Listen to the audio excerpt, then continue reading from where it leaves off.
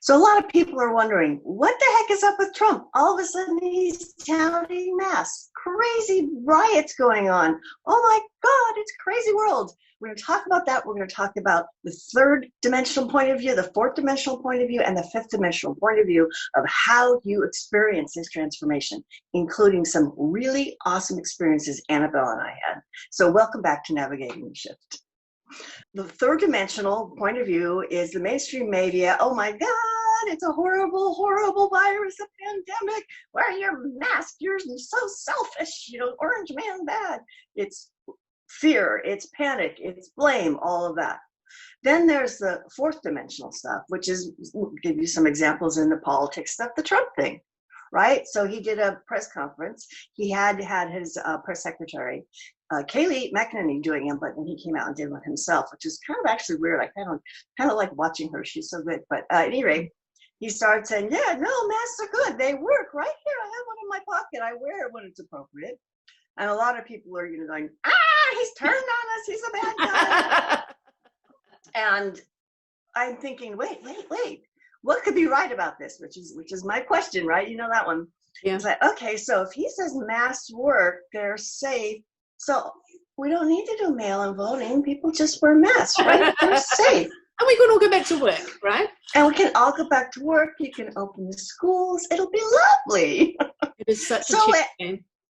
Mm-hmm. It's interesting, and then we also have the mayors screaming bloody murder because the National Guard has been sent into their rioting, horrible terrorist-driven cities that is damaging people and places and businesses. The media, mainstream media, isn't covering what's really going on there.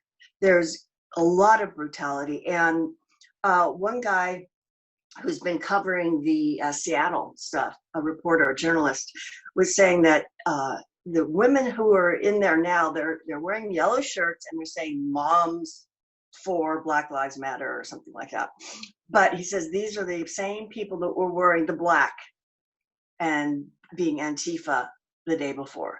Right. And you can see, and you can see, this is like the exactly same playlist as what happened in Ukraine, for instance, where they were rioting and tearing down statues and all that. It is an international strategy for bringing communism, isn't it? Yeah. The Chinese, apparently the Chinese tell us that that's how it was done over there as well. Exactly the same way. Pull all the statues down, close all the religious groups, so there is no argument between church and state. There's only state. But then you pull apart the state and history, remove all the history so people can't learn from lessons past. And how you install the Marxist regime. That's what we're being told. Just like the book 1984, I watched a couple of guys talking about it on a book show, actually, and they were talking about, they read lines from 1984, which is by George Orwell, right? From 1948, 49, how did he know? And it's exactly their playbook, change all the names, remove all the statues, exact same thing. It's kind of crazy how scary it is, and the kind of sad part is that book doesn't end happily.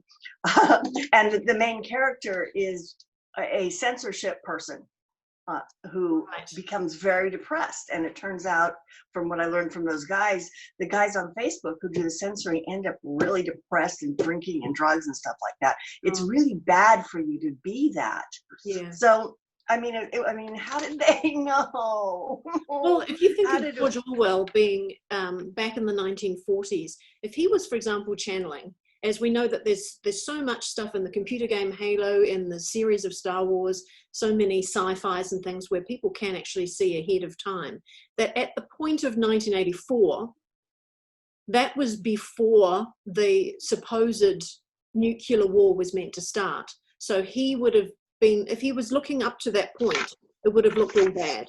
But we managed through our consciousness to change onto a different timeline. So we didn't end up having that timeline in the end.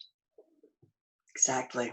It's interesting. So another thing that's going on, speaking of censorship, is Twitter has announced that they're censoring the Q post, which basically including Trump us supporting.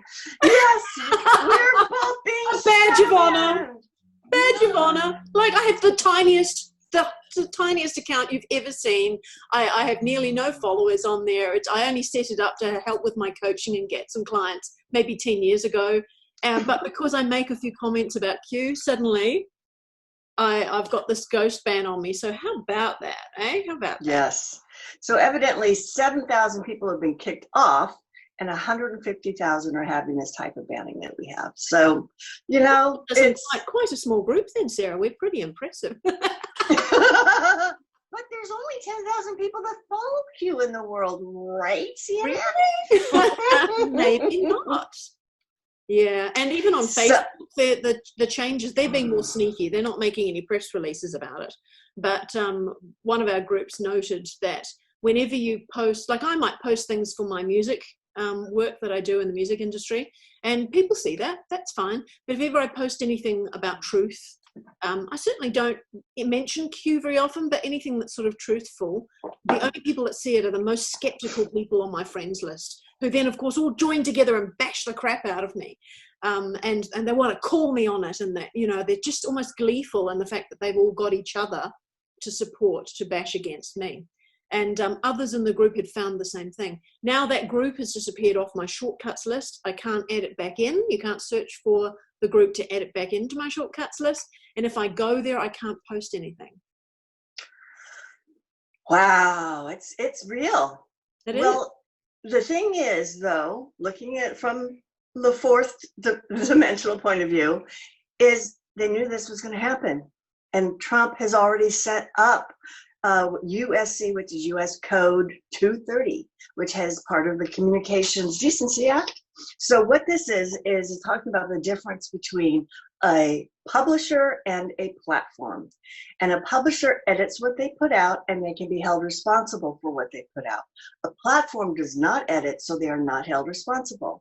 And the U.S.C. 230 is what made it so platforms wouldn't be held responsible. It protected them. But that's gone. There's a new executive order that Trump did that is basically set up so that when that type of censorship goes on, they are not protected anymore. And it's so blatant. And then when you look at this from the 5D point of view, you realize they're in control. The white hats are in control. They knew this was going to happen. They did this ahead of time. And how possible is it that Jack Dorsey is under control and did this specifically, and maybe even the mayors who are screaming bloody murder? And how possible is it they're doing this to make it so blatantly obvious that people finally go,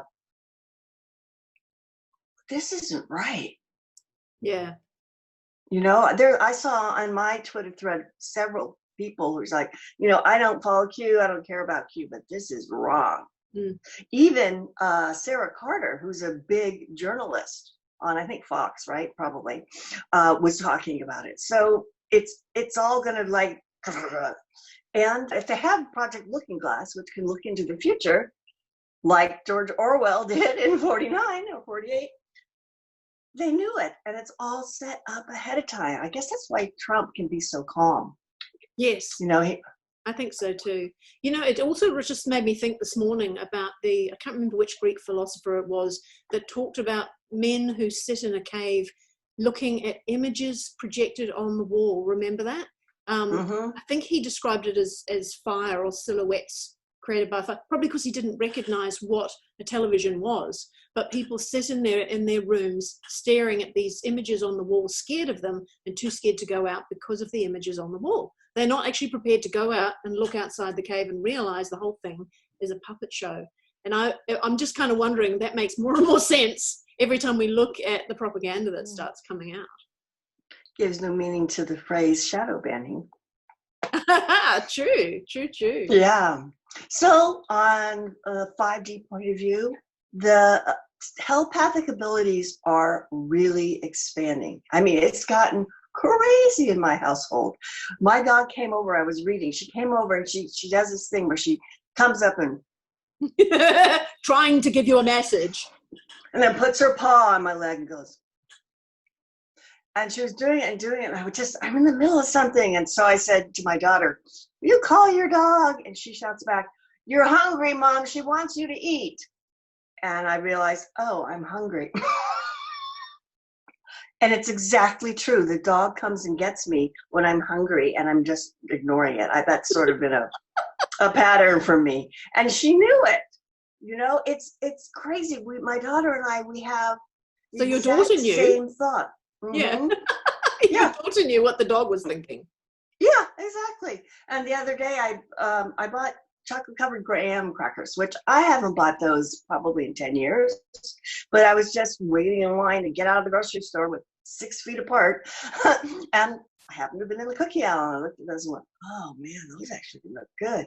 So they've been in my cupboard. Like we ate a few, my daughter and I, and then maybe 3 days later we were hanging out together, and all of a sudden I wanted one of those cookies. And I got up into the kitchen and I went and got it, and I brought it back, and she said, oh good, I was just thinking I wanted some of those. I mean, the little telepathic manipulative brat, she got me to get up and go get them for her.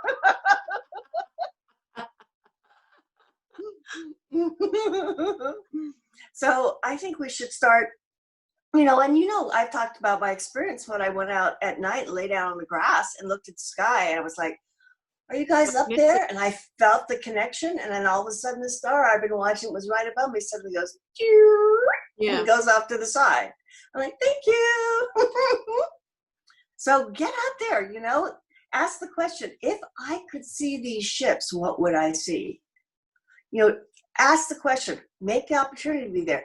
Well, there will come a time when you'll, like the Native Americans who couldn't see the big ships out in the ocean, because you're open to it and you're matching that frequency, you can see them, and you can be standing right next to somebody and go, that's just the sky. But you can't unless you open to it. If you start to question and, you know, is that going to happen? Yeah, that's the way. So tell me about your dream. My dream was 2 nights ago, and it was very, very clear, which is a nice change, because most of them are very, very simple and they have a single message and that's it. But this one, there'll be things in here that maybe you can interpret for me as we go along. So it started off, I was standing on like a low, wide wall along a waterway, kind of like, it was very calm, like a canal perhaps. And there were quite a lot of people around, like not crowds, but quite a few people around there. And I met a friend from high school who I haven't seen since high school. So she was still a teenager.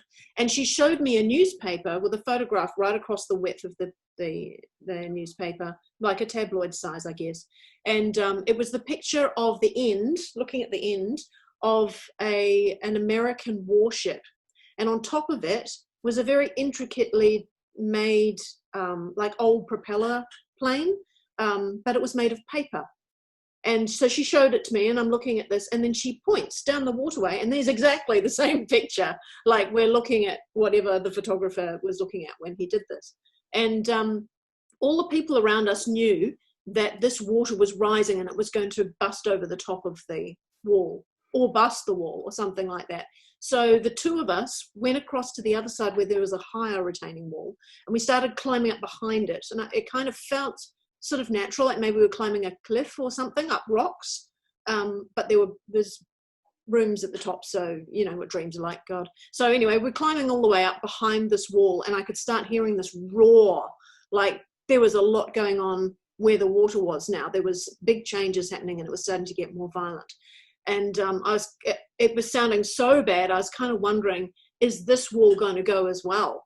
Am I safe here? I don't know what's going to happen. And as we climbed, I got to a woman who was blind, a blind woman, and she was just sitting there, and she was thinking the same as me. She wondered if this wall was going to go, and she was just sitting there waiting for destiny, you know. She wasn't even going to climb anymore. Kept climbing and got to a room that was higher than the wall, and there was a colleague there who was trying to distract people. His voice was very high, and, you know, he said, trying to teach people how to make pizza for lunch. Now, that might have simply come because the Chrissy Teigen stuff has come out a few days ago about all her 60,000 pizza-related tweets that she has recently deleted. Yeah. Though my Facebook friends are absolutely determined that there's nothing wrong with her, and poor thing. So I'm like, so that whole conversation was kind of annoying to me. And I think that's probably where the pizza came from. Just, you know, you often get things in dreams that have just been day residue. Yeah, residue, exactly. So, but there was a tomato on the table amongst all the ingredients. So I picked it up and I started carving it with a knife. And I ended up making, I didn't know what I was going to carve, but I ended up making a 3D arrow. An arrow. Not like a weapon, but just like a, you know, like you'd use as a pointer on your screen. And then I was like, well, what do I do with this? Where's it meant to point? And then in the end, I threw it down onto the top of the retaining wall. And I could see below that now it was like an enormous waves and like a huge stormy ocean that would smash a little sailing boat or whatever. And I really didn't know how things were going to go. It felt like it was all going to bust, and I wasn't sure if I'd see my kids again. And so then I kind of woke up a bit, and then I was going to write it down, but I actually went back into the dream again. And my son called me in the dream, and he said, "It's all right. We are safe. My 2 sons are safe, and the cat, and it's okay." And I'm like, "All right." So, like they said, we've moved. Like they're away. So maybe they were living under the dam or something, but they've moved away. And so I kind of woke up thinking, okay, there's some comfort. I don't know if I'm safe, but they are safe. That's the important thing. And that was the end of it. So my first view was the very obvious one that has followed a meme that we've seen for quite a long time now, about the water being truth. The water being it's about to burst. It's about to flow over everything. No one will be able to deny it. No one will escape it. You can't pretend it's not there. It will cover everything, and it will bust the walls. And so it's like the dam will bust. I think that's what it felt like to me. And that I was trying to explain it on Facebook as well. It felt like people who live below the dam, they think that there's no water. Most dams have a valve where you can let some water out just to manage the levels. But this dam has been blocked for many, many years. And every time somebody makes a leak, they poke a hole through the dam, then those that try to block it go all out on that person, attack them and destroy their reputation, and then put their finger in the dike. Have you heard of that expression from Holland? You put your finger in the dike. It's everything's fine, you know, and then the people below cheer, hooray, we got rid of that evil person who caused a leak in the dam. But now there are so many holes that they run out of fingers and they cannot stop it, and it will hit everyone below. And then the next thing I thought of was that people tend to put their beliefs in things. We all do. We all have these beliefs that we've held all through our life.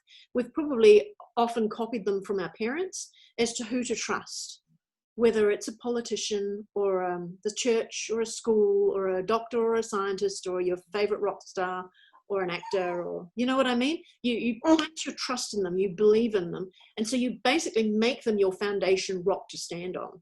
Now, when this water hits, the rocks that are solid, the truth will wash over them, and the rocks that are not solid and do not have integrity will be washed away with anybody who's clinging to them. It will devastate the people that are clinging to them. So I said on Facebook that the best way to survive the flood is to step off whatever rocks you're on. If you find it slipping, you just float to the top and wait for somewhere else to put your feet down. Nice. So what were the emotions you felt in the dream? Okay, so the warship and the plane, that was just kind of unusual. That felt like something alert, something's very unusual about this. And then later I interpreted that to mean there's a small group of people, whether they're just American, I don't think so, but a small group of people that are well prepared for this. They know exactly what's coming. They've got a warship. The plane seemed to feel like something that had been intricately planned on how to escape, but it's flimsy. It won't work. So those that have planned their escape, it won't work. Okay. So, and feelings, did you have a lot of fear when you were climbing and stuff like that? I don't think it was fear. I think it was deep concern that this might be the end of life. And then I kind of questioned that. Even in the dream, I could feel myself tipping, is this what I mean or not? I think the word safe sounded better. I didn't know if I would be, I don't know if safe is even the right word too. I felt sad at the end of the first part of the dream, like this, maybe I won't see my kids again because they live below the dam, right? They both sit here going, bloody mum, conspiracy theories, right? So they are starting to wake up. They can see a few things that pop up on their own social media and they're going, oh, mum talked about that. I get that, right? Yeah. So but then that second call that came in was not created by me. So it kind of was some sort of comfort coming from somewhere saying they'll be fine. They'll be fine. And I think I'll be fine. So the feelings that I had when I came out for like most of the rest of the day was elation. First of all, that the truth is going to finally come out. It won't be fun for many people, but the truth is coming out. Secondly, that it's kind of like justifying all the crazy things that we have been saying all this time and being bashed for years.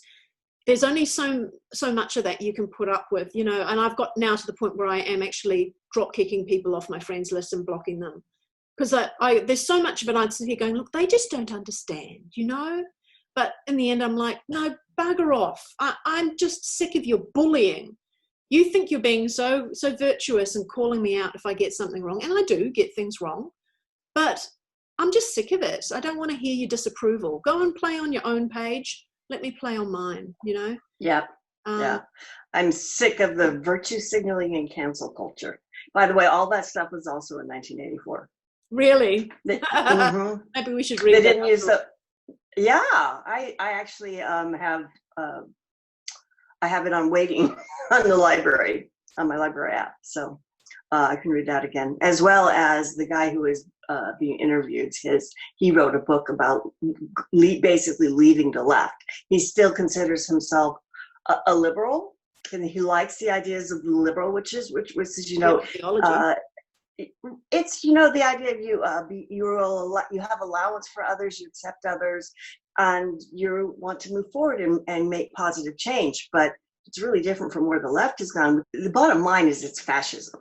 It's the playbook of the Nazis is what the far left is doing right now. So I don't want to move back out of politics. One thing I noticed in that dream was, of course, it's coming from America. The airplane is white, which is interesting, and it's intricate, but it's paper. So it's like, it's not a war machine. It's written stuff, you know, it's on paper. Oh, okay. That's cool. And then the thing with the kids is that, like you, a lot of us have this challenge of, you know, I want to go to the new earth. I don't want to be here doing this reality anymore. It's really hard, especially since people have been dumping on us for all our conspiracy theories all the time. But it's hard because we don't want to lose our loved ones. We're worried about them. And the messages I've been getting recently is, we don't have to wake up our loved ones. Don't ruin your relationships by trying to force them to see your version of reality. What matters is what's in their heart. The service to self versus service to others, or service to all is what I like to call it. That's all that matters. And I would refer back to a friend of mine who passed away, who never processed her stuff, never woke up, had a huge karmic life, and was totally betrayed by everyone she loved, including her children, and could never understand it. And her soul came to me afterwards and showed me a thread, you know, taking her to the new earth, and that, you know, my love was what helped her do that. So she was always kind. She wasn't unkind. And looking back, I mean, one thing I've been noticing is I can look at stuff in my life now, and it's like the answers to all those questions I've had for all these things that have happened are just right there. It's so crystal clear. And everybody that I've worked with who I've taken through a past life where they've gone from, by the Michael teaching, not Archangel Michael, an entity named Michael, is going from young soul to mature soul. And I've always thought that in order to go forward, you need to be mature or old soul, because young soul and baby and infant, the three before that, don't have the intuitive, they don't have the emotional connection. They don't get that the other person is another me. So I've seen so many lifetimes where somebody has an attachment to something physical, and my friend was very attached to her things. She had a little sign that said, "She who dies with the most dishes wins." And she bought things and had a lot of money and always bought things and filled up cabinets full of dishes and other things. And she found that none of that meant anything. Her soul afterwards, I said, your kids are just going to trash your things you valued so much. She says, those are things I just filled in because I didn't have the love and the people and the connection. I don't care anything about those. Do not worry about my stuff. And I realized that this is that lifetime. Oh, and the going from young to mature, there's always something horribly tragic, karmic that goes on. One life I saw was a queen. She was a queen and she was power hungry, and the only thing she loved was her son, and her power games ended up getting him murdered. And that made her say, you know what, I'm not going to live by that physical reality more. Love is more important. And I realized that was what happened with my friend. Mm-hmm. Mm-hmm. This was her young soul to mature soul lifetime.